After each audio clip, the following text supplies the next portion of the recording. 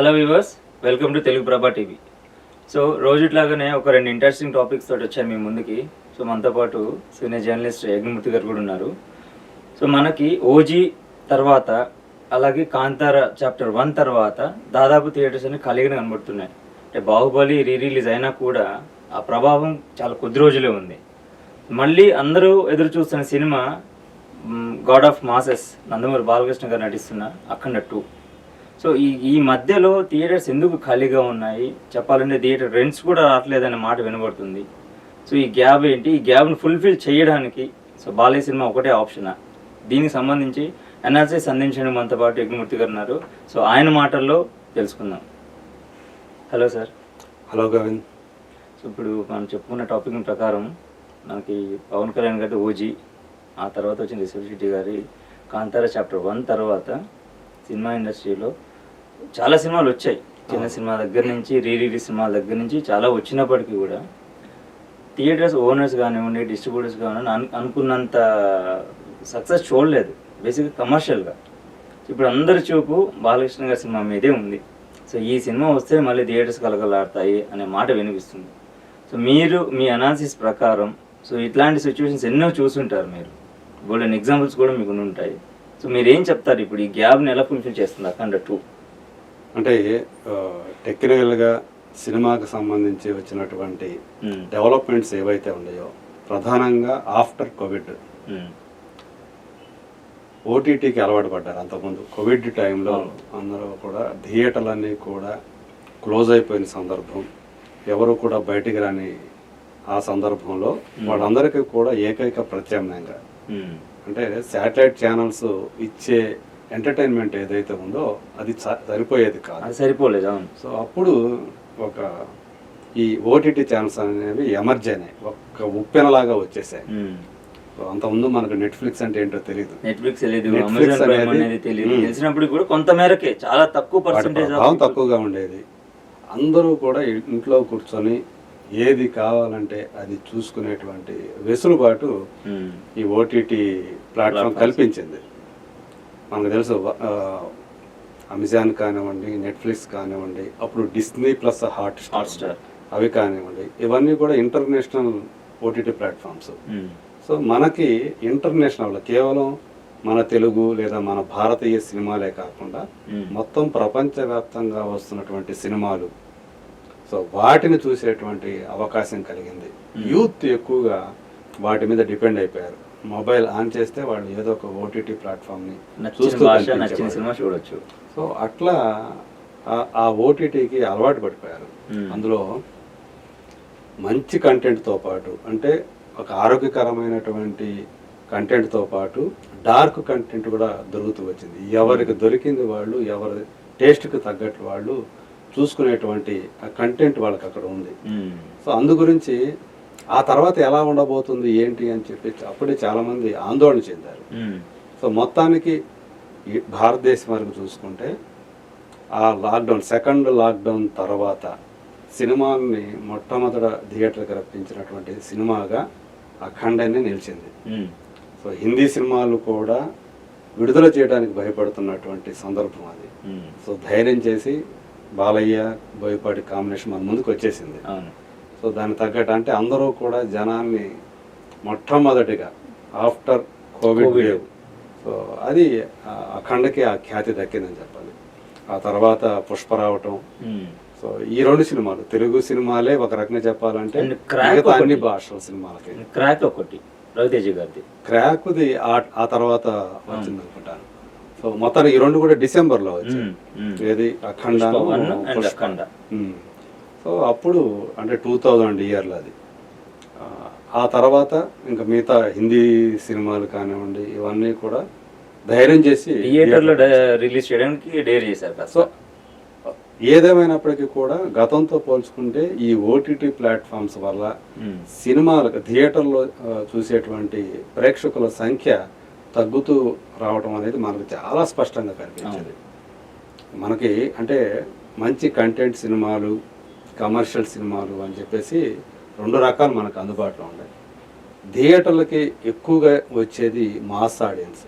So వాళ్ళ కోసం commercial సినిమాలే అంటే క్రౌడ్ పుల్లర్స్ ఎవరైతే ఉంటారో స్టార్ హీరోస్ వాళ్ళు ఆ ఓపెనింగ్స్ రావటం కానివ్వండి, కొంతకాలం పాటు థియేటర్లకి ఫీడింగ్ అది తీసుకొచ్చే సినిమాలు మాత్రం ఖచ్చితంగా సూపర్ స్టార్ల సినిమాలే. ఇందులో ఇది ఇక no doubt.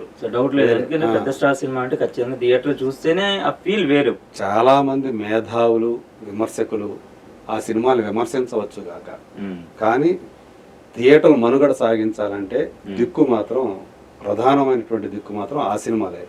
Commercial part boilers అని చెప్పి మనకు వాడికి పేరు పెట్టాం.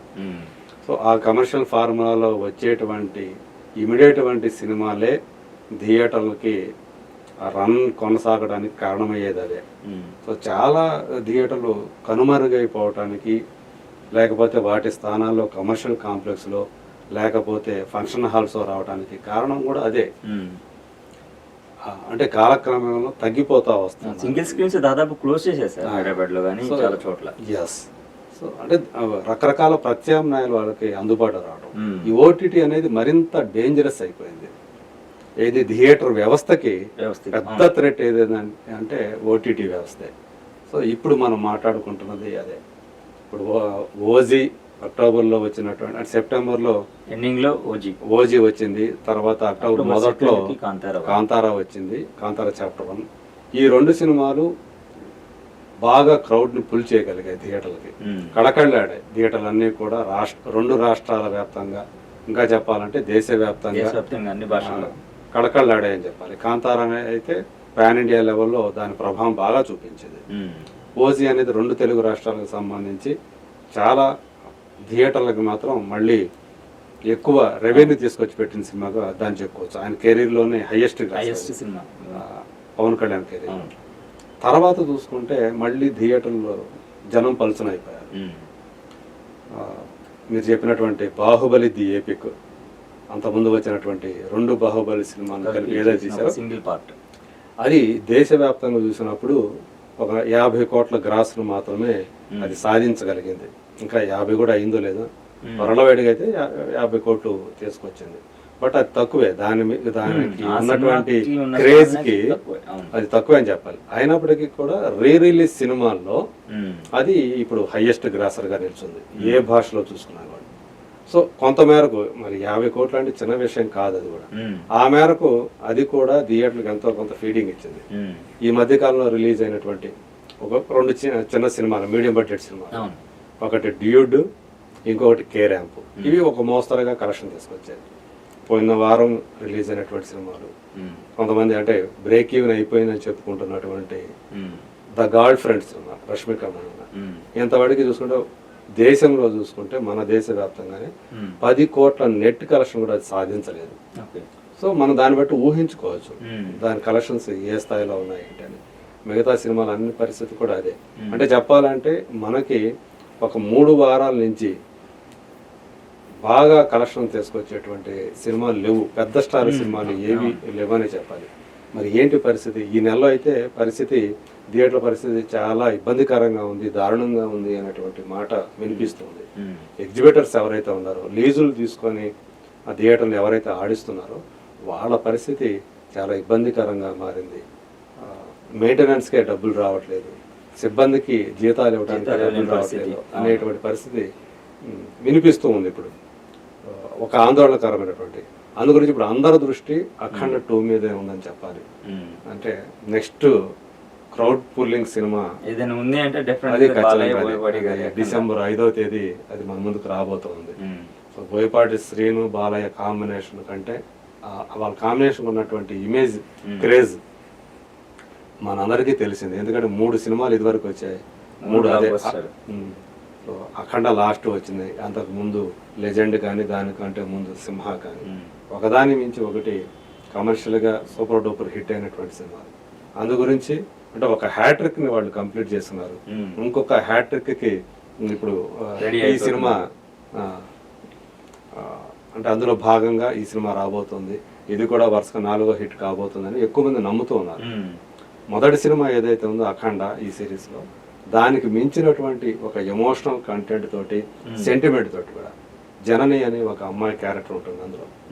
సో గోపాలకృష్ణ క్యారెక్టర్ ఏదైతే ఉందో, మోతుబర్రి క్యారెక్టర్ బాలయ్య చేసినటువంటి వాళ్ళు, ఒకటి అఖండ అయితే ఇంకొకటి గోపాలకృష్ణ అనేటువంటి మోతుబారి కలెక్టర్ని పెళ్లి చేసుకునేటువంటి క్యారెక్టర్. ఆయన కూతురు మనకి జనని అని చిన్నపిల్లగా అందులో కనిపించింది. ఆమెను రక్షించడానికి అఖండ వచ్చాడు అందులో. ఇప్పుడు ఆ అమ్మాయి యుక్త వయసుకు వచ్చింది, మళ్ళీ ఆ అమ్మాయికి ఒక సమస్య వచ్చింది. సో ఈసారి అది ఎలాంటి సమస్య, దాన్ని ఎలా రాబోతున్నా అంటే ఆ అమ్మాయితోటి అఖండకు ఉన్నటువంటి అనుబంధం ఏదైతే ఉందో మళ్ళీ దాన్ని బేస్ చేసుకొని ఈ సినిమాని కూడా ఆయన రన్ చేశాడు. అయితే వేరే ఉంటుంది, ఇష్యూ వేరే ఉంటుంది. సో ఇది హిమాలయాలతో కూడా దాన్ని కూడా కనెక్ట్ అయినటువంటి సినిమా. అందు గురించి అంచనాలు కూడా అదే రీతిలో ఉన్నాయి. సో రీసెంట్గా మనకి తెలుస్తున్నటువంటి సమాచారం ప్రకారం ఓటీటీ కూడా మంచి ఇదే వచ్చింది, డీల్ కుదిరినట్టుగా మనకి తెలుస్తూ ఉంది. అలాగే ఓవర్సీస్ కూడా బాగానే బిజినెస్ అయినట్టుగా మనకు తెలుస్తూ ఉంది. అందు గురించి ఇప్పుడు అందరి కళ్ళు, అందరు మొత్తం ట్రేడ్ సర్కిల్స్ నుంచి ఫిలిం ఇండస్ట్రీ వరకు, ఈవెన్ ప్రేక్షకుల వరకు కూడా అందరూ కూడా ఎదురు చూస్తున్నటువంటి సినిమా అఖండ 2 అని చెప్పాలి. ఎందుకంటే వాళ్ళ ఆకలిగా ఎదురు చూస్తున్నారు. అండ్ రీసెంట్గా వచ్చిన గ్లిమ్స్ లో కూడా బాలయ్య గారు చెప్పిన డైలాగ్ ఏదైతే ఉందో అది పీక్స్ లో హైప్ పెంచేసింది. Not only Nandamuri fans, so ప్రతి సినీ లవర్ కి కూడా మంచి ఫీస్ట్ లాగా అనిపించింది. అదే గోపాలకృష్ణ క్యారెక్టర్ అదే. సో ఖచ్చితంగా ఇప్పుడు అది గనక వస్తే మళ్ళీ థియేటర్లు కళకళలాడతాయి. ఆ తర్వాత ఇది గనక ఆ నెలంతా కూడా నడిస్తే మళ్ళీ సంక్రాంతి సీజన్ వచ్చేస్తుంది ఇమీడియట్ గా. సో అప్పుడు ఎడిదిరిగి సంక్రాంతికి కావాల్సిన సినిమాలు ఉన్నాయి రంగంలోకి, 4-5 సినిమాలు ఉన్నాయి.